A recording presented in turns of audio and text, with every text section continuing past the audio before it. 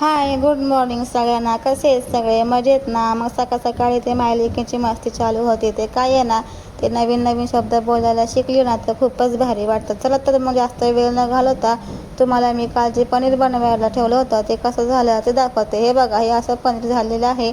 खूपच छान झालेलं आहे. हे माझ्याकडूनच तुटलं आहे बरं का काढताना, नाही तर तुटलं नव्हतं. तर खूप छान झालं आहे. तर याचं मी काय बनवलं ते सांगते. काय नाही, कढईमध्ये कांदा टोमॅटो फ्राय केला आणि यात टाकले हळद, मीठ, तिखट आणि थोडंसं पनीर मसाला टाकून हे मिक्स करून घेतले.